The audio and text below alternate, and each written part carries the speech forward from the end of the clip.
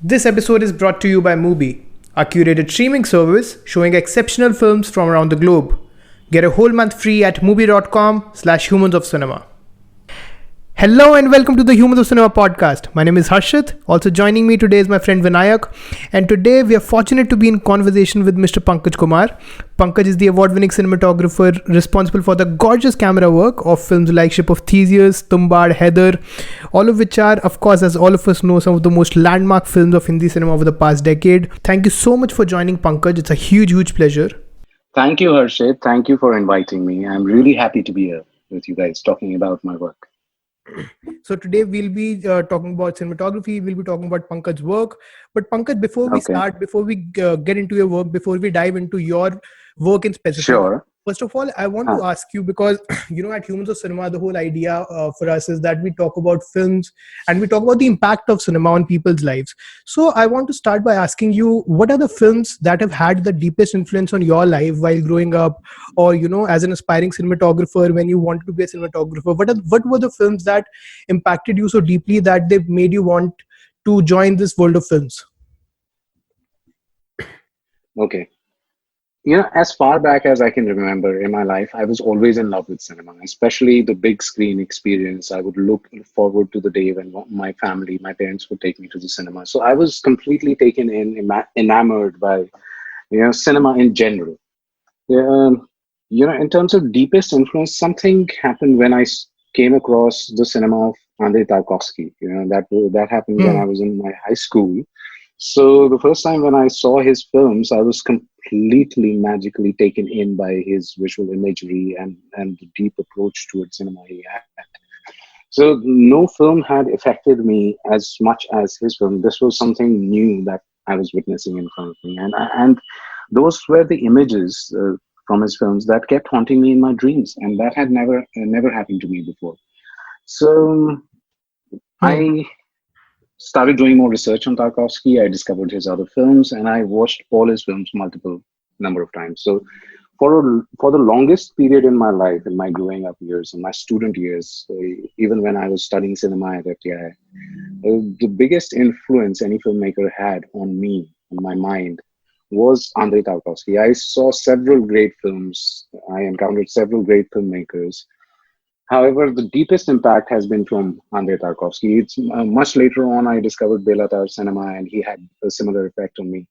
But the beginning influence, I would say, where everything started changing in my mind, my whole perception for cinema changed completely drastically, was when I encountered Andrei Tarkovsky's cinema.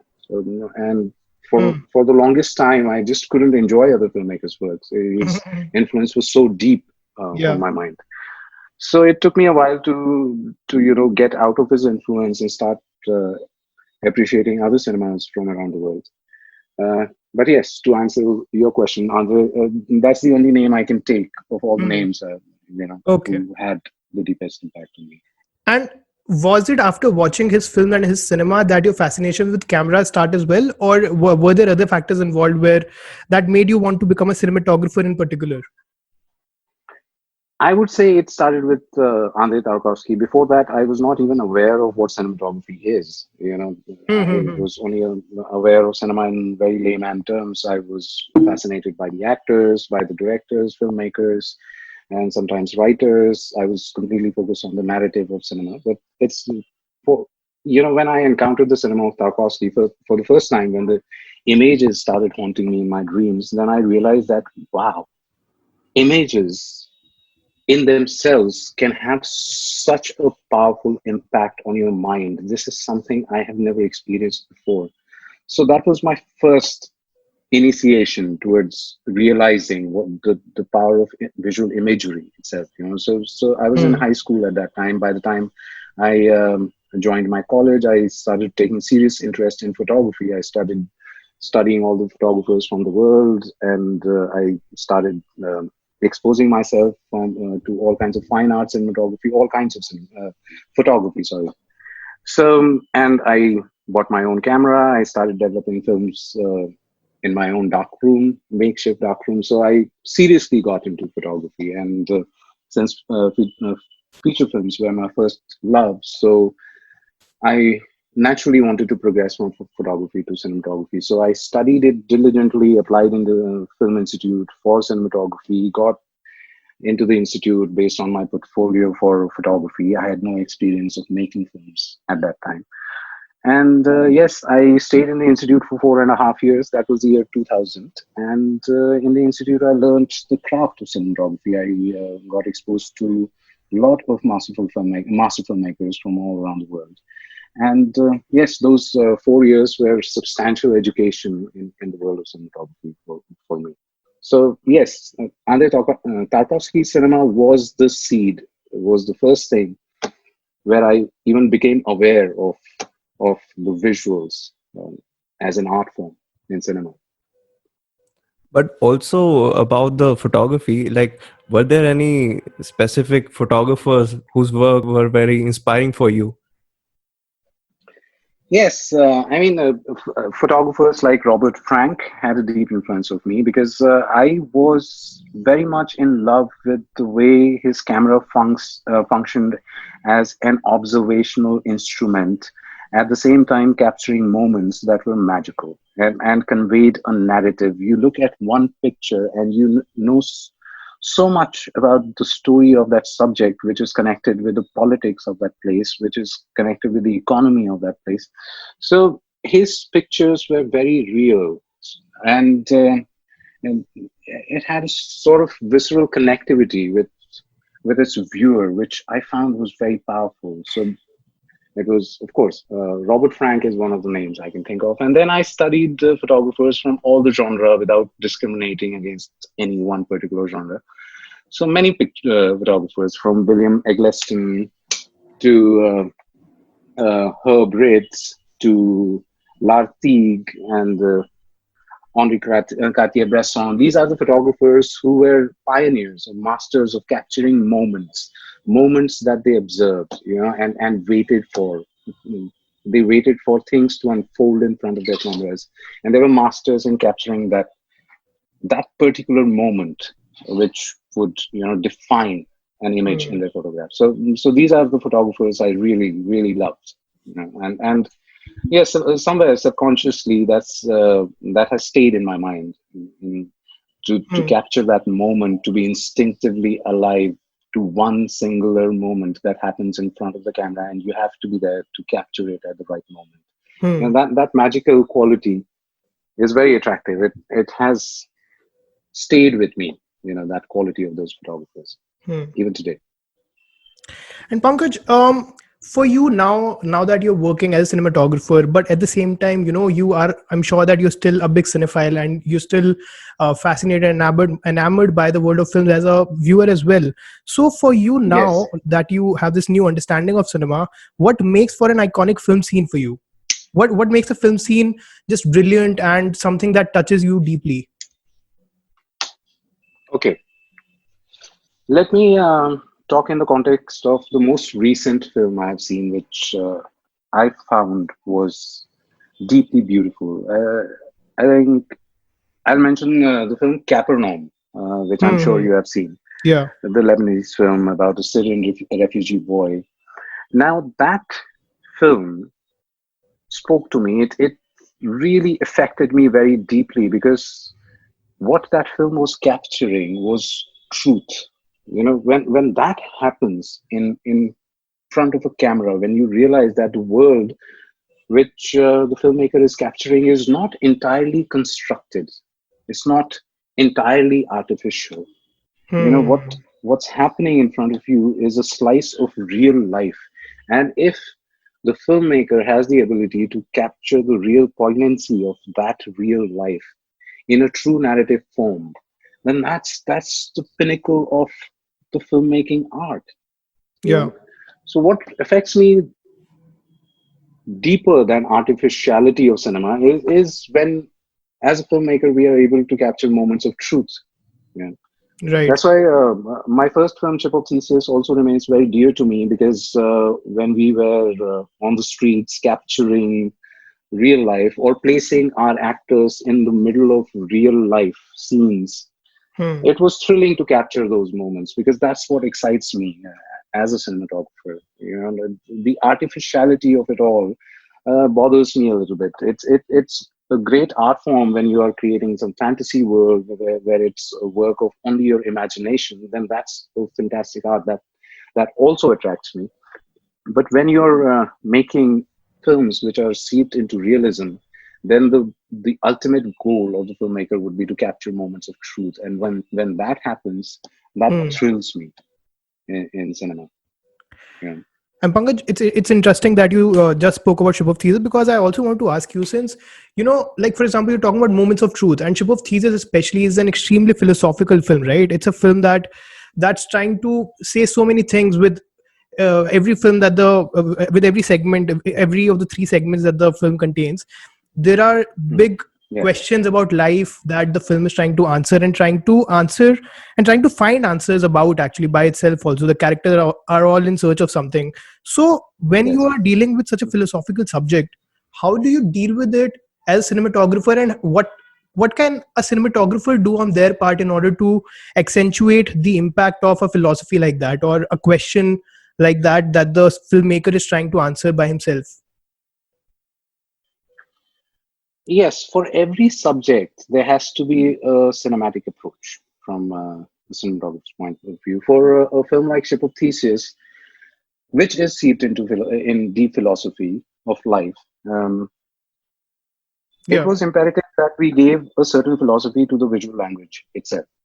So we Hmm. did adapt. So as I already spoke about the idea of capturing moments of truth. So this is a subject that needed to be seeped in realism, and it was important that we captured that truthful reality in front of us, even though we were working in the space of constructed narrative, in fact, fiction.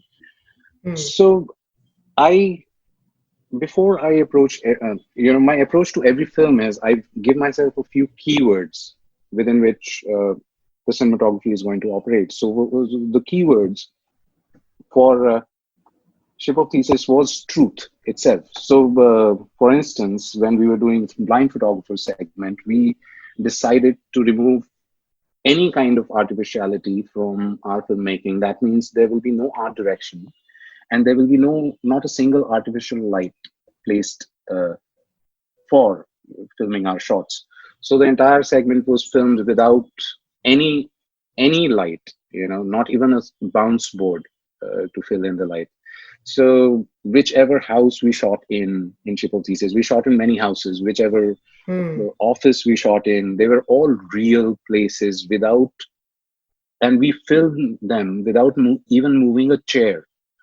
Our idea was to film the space exactly as it is, because that space, even the way the furniture are kept in the house, tells a lot about that house itself, about the inhabitants, and that's the real environment we are going to capture. So that kind of truthfulness, as a part of aesthetic choice for the film, I felt was the right choice to make visually, and I think it worked well for Yeah. Ship of Theseus. So that kind of aesthetic choice led us to choose a very small footprint in terms of technology and the equipment we bring for shoots. So we decided to shoot on a very small DSLR camera so that we don't have to bring any lighting unit or art direction setting unit or any big production unit. So we could remain a very small crew and go in real spaces and shoot there, shoot all the spaces just the way they are.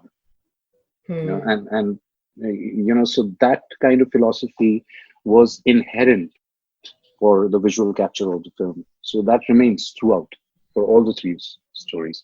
Hmm. For the third story, for instance, Soham's story, the kidney story, when we had to shoot in a hospital, we Hmm. shot in an actual hospital, Yeah. and the beds are placed exactly the way the beds are placed in the hospital. We actually hired one room, existing room in the hospital. And in one scene, when Soham walks out of the room of his grandmother and goes and interacts with a nurse, uh, Hmm. that nurse is real. She is not a placed actor. Oh, We just wow. asked Soham to just play out that scene, and I had the camera in my hand, and I said, "Okay, let's go. There's a nurse at the reception. Go and let's just go and ask her that is anyone available right now to service her." And he just went and asked a real nurse, and that became a part of our scene. It's Amazing. that nurse is not an actress. And because I had just a DSLR in my hand, Mm-hmm. people thought we are just shooting home videos. Yeah, yeah, And yeah. Yeah. so they could just be real in front of Yeah. camera. When he goes to the hospital reception area to ask the receptionist about that guy Shankar whose kidney Right, has been right. stolen, Yeah. so that receptionist is real. That's She's not, amazing, yeah. and she had no idea that we are actually filming for a film.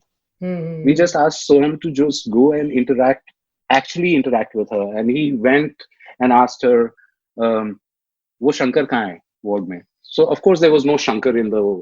So her natural response was, "Shankar तो नहीं है यहाँ." So that kind of reality, realism, that kind of truthfulness was quite thrilling to capture. It became an aesthetic choice for Ship of Theseus.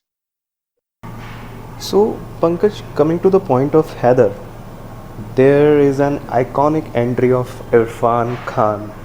Please let us know about that. Like, what was going around through your mind while creating such a visually appealing entry? Yes, eventually that entry turned out to be quite dramatic. But the filming process of it was very simple. Actually, the simplest shot I have ever taken in my Oh, commercial film career. It was just a camera kept on a tripod with a telephoto lens, Wow. and that's it. What happened was, we were shooting in Kashmir in the winters, and we had a certain scene, a very elaborate graveyard scene planned for a certain location um, in Kashmir. But when we reached on location, we found out that the entire area had been snowed in.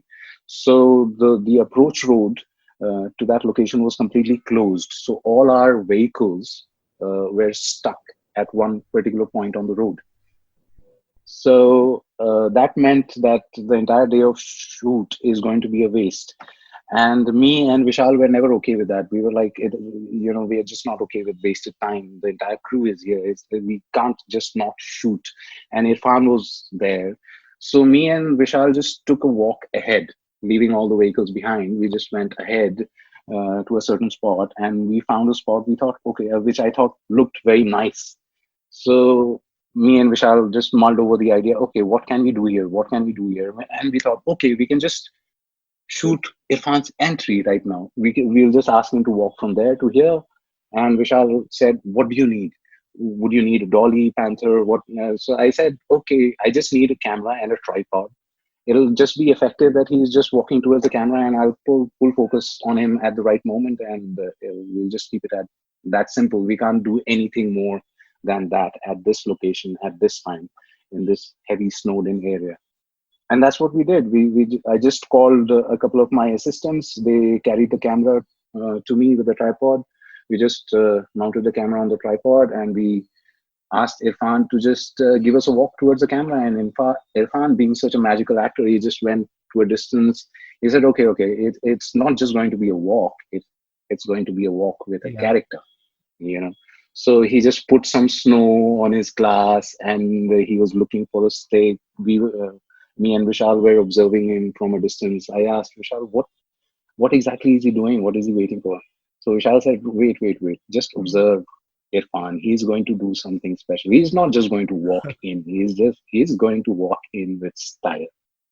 I said, okay. So we rolled the camera, and in my lens, I can see him out of focus, walking towards me. At one point, we pull focus on him. He comes in sharp focus, and he just wipes the snow out of his glass. And that was so stylish. Yeah, yeah, It was so not directed. And we all said, me and Vishal said, wow, yeah. great, fun. We got the shot. So and when I saw it in trailer, no, not in the trailer, The in the final. edit, Yeah. yes. So Vishal had enhanced that entry with a very dramatic music behind, which worked very well. Yeah. And Irfan was so thrilled with his entry shot that he told Vishal, he had made a contract with Vishal that Irfan's face is not going to be used in publicity in the trailer for the film because he had just a guest appearance. Hmm. And he told Vishal that अगर आपने मुझे पहले बता दिया होता कि इतनी solid entry देने वाले हो, तो मैं Hmm. आपके लिए सारी पब्लिसिटी फ्री में कर देता. So he was, you know, he was thrilled with his entry. So somehow, yeah, a very simple technique worked very well. So Wow. happens, happens like that. Hmm. Okay.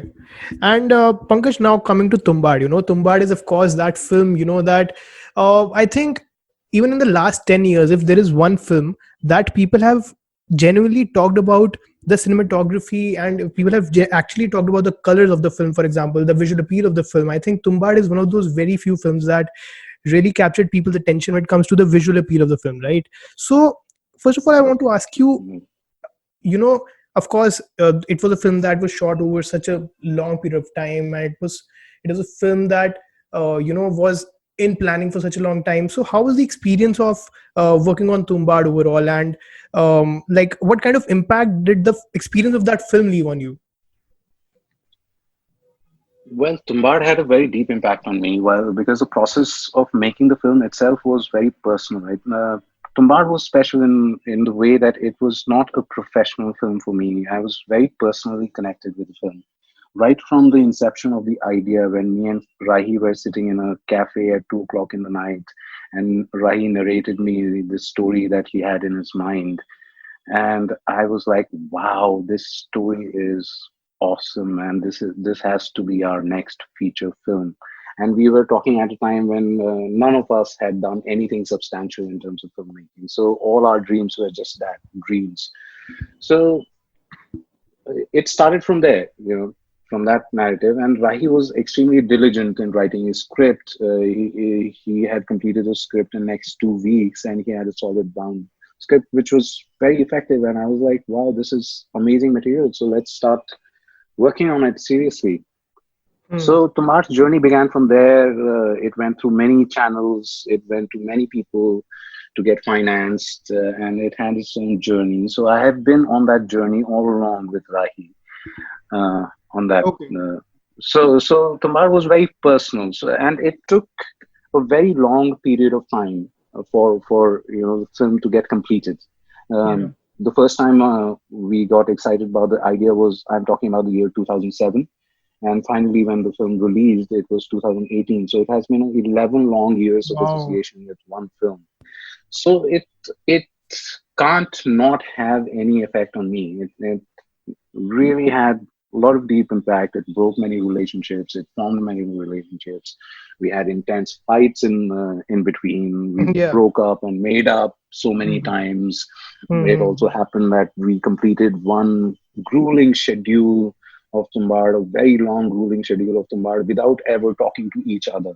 Me, Rahi, or Anand. Oh wow. We were in that state of mind. So it went through a very intense personal state for me. So it went beyond just professional difficulties of shooting a film. It crossed all personal boundaries in life, you know. But So yes, in the end, it has been rewarding. So I Yeah. can look back at it with a perspective, you know. So Pankaj, talking Yeah, about Tumbar, so like sure. there are so many iconic scenes which I want to discuss with you. So like just for the start, there is a scene where uh, the like Dadi Khaleda. dadi horror scene that you created using Ah, the yes. practical lights, and just I can see just the lantern light, and it's so much like chaos. You create visual chaos with that. So can you please tell us about that, like how technical it was and how you felt about as being a cinematographer and producing that kind of visual. And producing horror through. Yeah. So can you please tell us Well, about that? well, every part of filming Tumbar was exciting. You know, every shot that we were taking were full of these exciting possibilities. The lighting of Tumbar, I've used the simplest of equipments I've ever used on any other film. Yeah. Once we decided that, my lighting approach largely is to remain true to the source of light. And that's how, and then that's how I create separations in foreground, background, and so being truthful to the source of light. Uh, gave rise to this idea of filming only with lantern lights, because the film is set in a period where there was no electricity. So in the dark, people used to have only these fire sources as light sources. So mostly they were surrounded by darkness, and they had pockets of lights in which they conducted their business. So because of this overwhelming surrounding of darkness, that these horror stories, they just become so real in your mind. So that was the atmosphere that I wanted to capture for this film. Yeah, that the atmosphere is dark, it's sinister.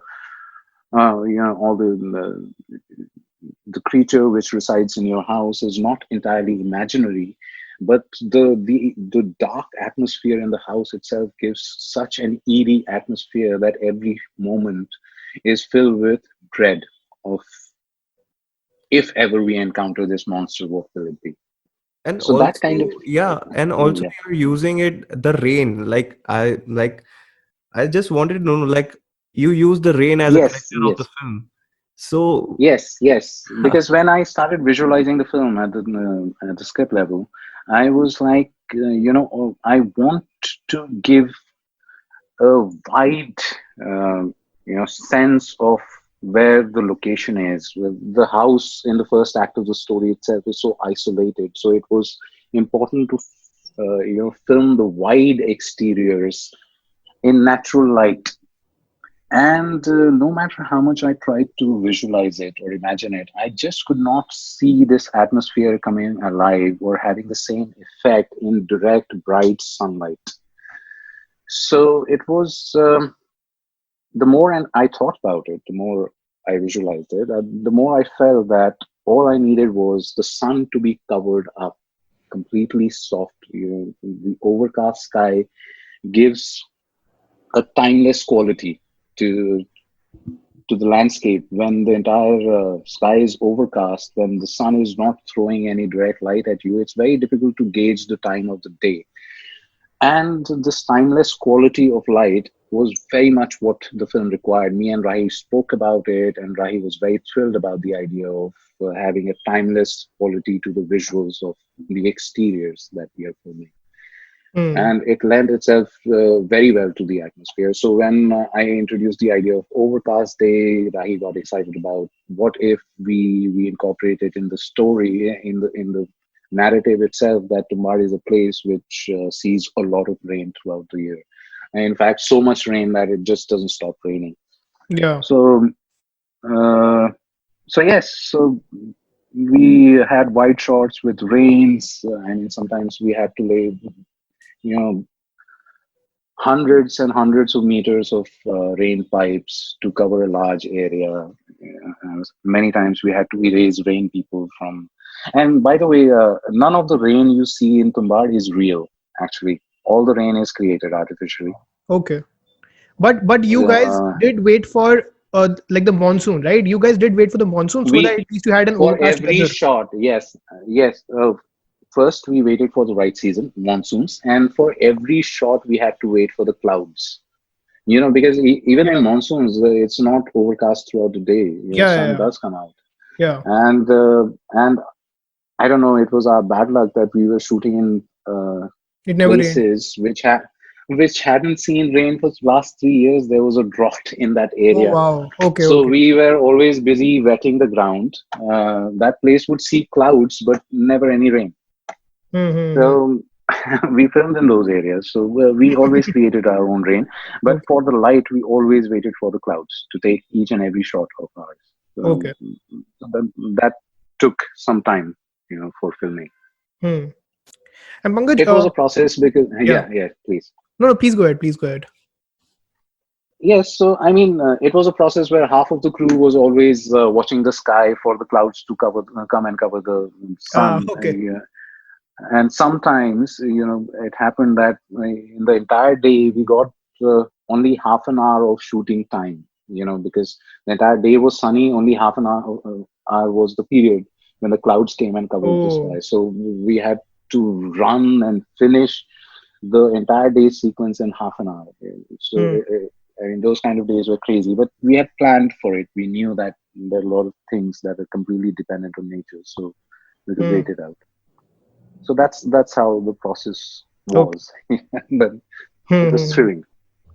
मतलब crew जो है आपका लगान की last scene जैसा लगता था कि सब लोग आसमान में देख रहे हैं और बारिश का वेट कर रहे हाँ यार, सबके सनग्लासेस चढ़े होते थे, एवरीवन्स फेसेस गॉट टैन्ड, और हैं. सबके आंखों पे वो जो सफेद गोले होते हैं ना, वो सनग्लासेस टैन नहीं होते हैं उसकी वजह से, वो बन गए थे.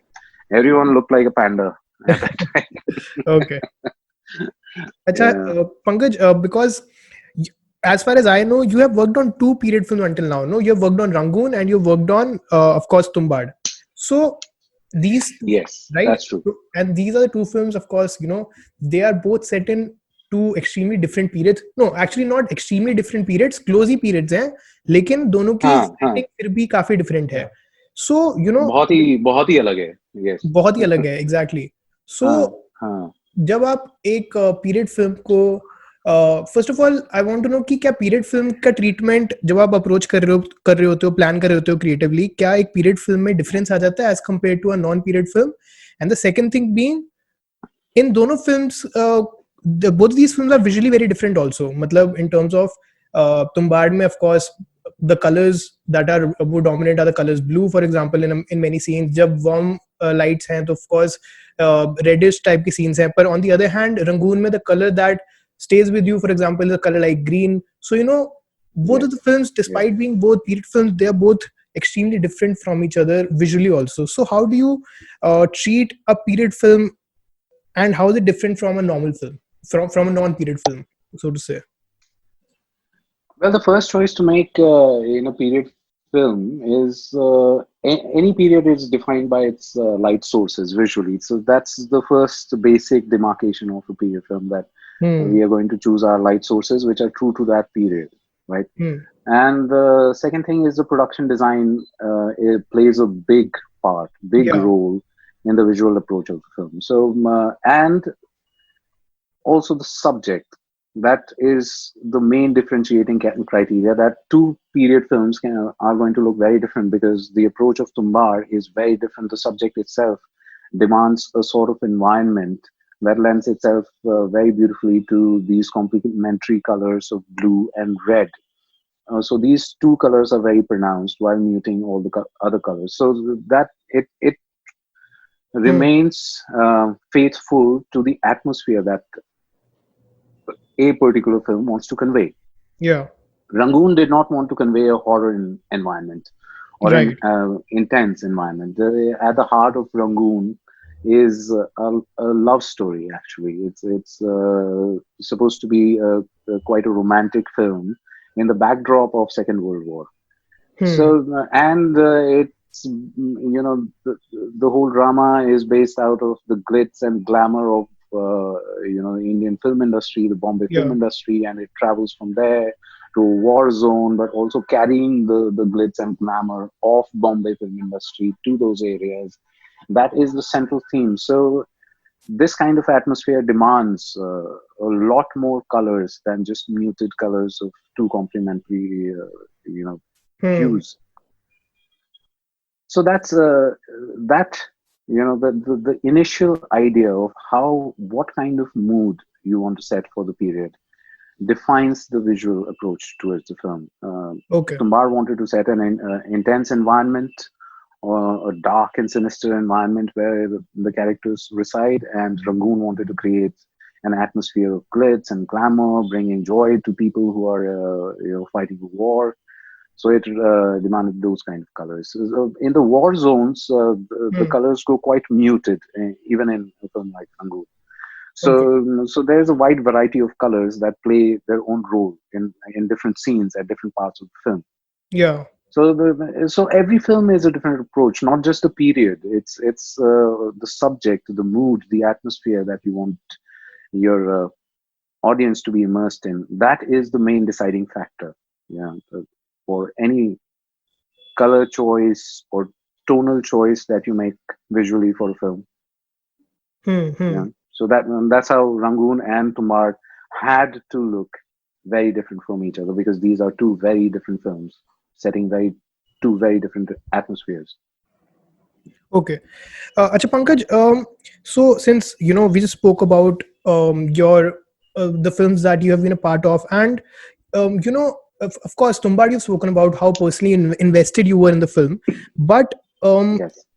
but in general, whenever you are approached with a subject, or whenever you're approached with a script, with the film, how invested do you personally have to be in the subject, in the story that's trying to tell, in the kind of cinema that's trying to present in front of the world? How invested do you personally have to be in order to be able to attach yourself to the film? And like, is that an important part of it, or do you look at it in a slightly different way, and and probably in a less artistic and a more professional way when you're approaching a film like that? Well, my personal approach towards the film is always an artistic involvement. I Okay. do not excel at the professional level of involvement with the film. I cannot treat any film that I'm involved with in a cold professional manner. I have to be invested in the story, in the script, because every decision I take visually, for every shot I take, every lens I choose, every light I place, is completely connected with the whole narrative of the film. And if I do not have a sense of the narrative or the rhythm of the film, or where the story is going, how this scene is playing out in the whole film, then the work is completely disconnected. And that kind of work does not give me any kind of excitement. I do a lot of disconnected work for advertisements and also for professional reasons. But the narrative work, the long form, I have to be personally very, very invested in the story, the script, and the director. I have to, have a certain conversational relationship with the director. And if that relationship does not seem possible, then that film doesn't happen for me. Then, Makes sense. so every film I do, I am very well connected with the narrative, with the story, with the script, and more importantly, with the director, because it's with Yeah, him that I'm collaborating in for the visual approach of the film. absolutely. Pankaj, also you have worked on film medium and digital medium both. So, like, Yes. what do you prefer as like working on film or working on digital? Well, I shifted to digital cinematography very early in my life, even before digital became cinema became a norm, because I saw a sense of freedom in the hardware of, in the equipment that shoots digital. For instance, my first film was Ship Of Theseus, which was shot on a DSLR, so that allowed us freedom of movement and filming in real environments without intruding into anyone's lives. However, the analog format of film had a certain look at which is very appealing, which and that the love for that image has not withered away even after so many years of not having shot film. Even today, when we shoot films, my approach is to make digital look like analog, because there is a certain, I don't know. I don't know how to explain it without getting too technical. Film does something to the whites and the blacks in an image, which the digital makes very harsh if you do not treat it, because the range of white to black is much larger in in Mm-hmm. digital than in cinema. So in cinema, the roll off in the whites and blacks is much softer.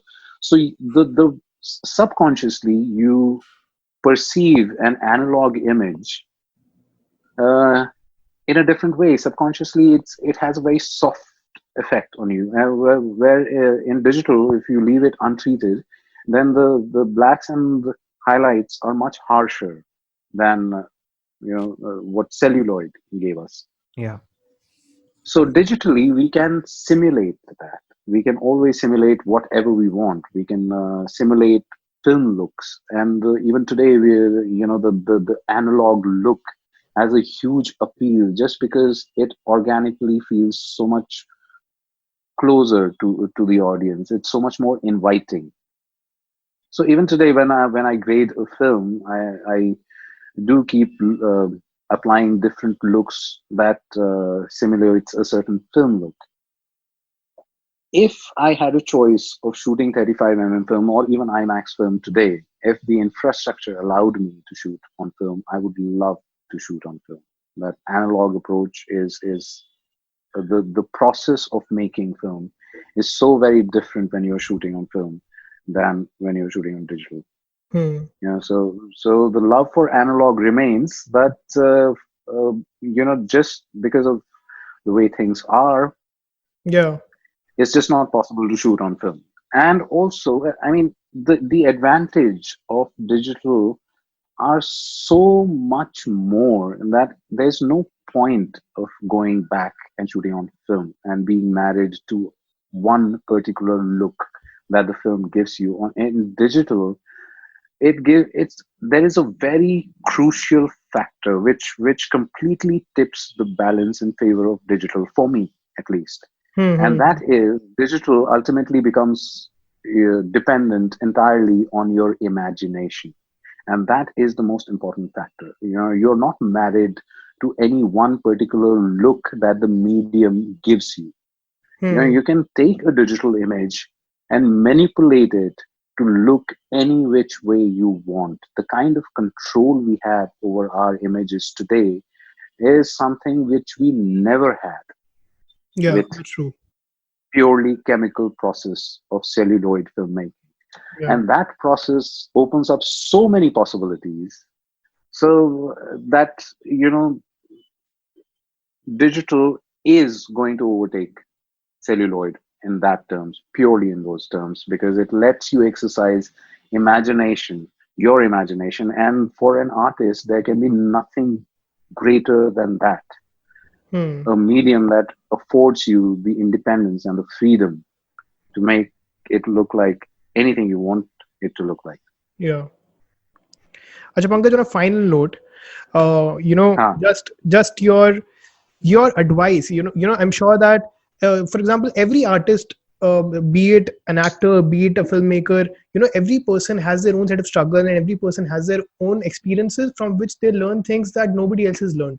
So, from your own experience of, entering this industry and becoming one of the biggest cinematographers in India right now, what is some advice that you could give to aspiring cinematographers right now who are, are out there struggling in Mumbai and trying to make it into the industry, or just people who are just fascinated with camera and they want to become a cinematographer? What would you like to tell them?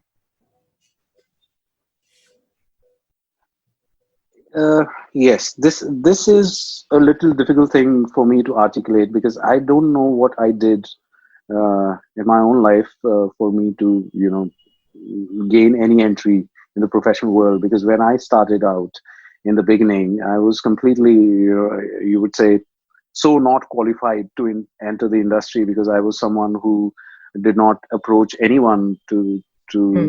for work, because I was so entrapped in my own mind, and I did not like commercial cinema, and I had my own prejudices that were very Ah, strong. right. And so, I mean, because of all those prejudices, I did not even approach anyone. I did not build any contacts. So when I came from FTI to Bombay, I came here with absolutely zero contacts. I had absolutely no idea where to go, Hmm. who to approach, how to even begin my career. So I started from a blind alley like that. So somewhere along the way, because I don't know, because of the strong ideas that I projected, whatever right or wrong ideas I had in my mind, I got connected with certain people, and those people made a lot of difference. And the kind of people I'm talking about are my earlier friends. We were all in the same boat.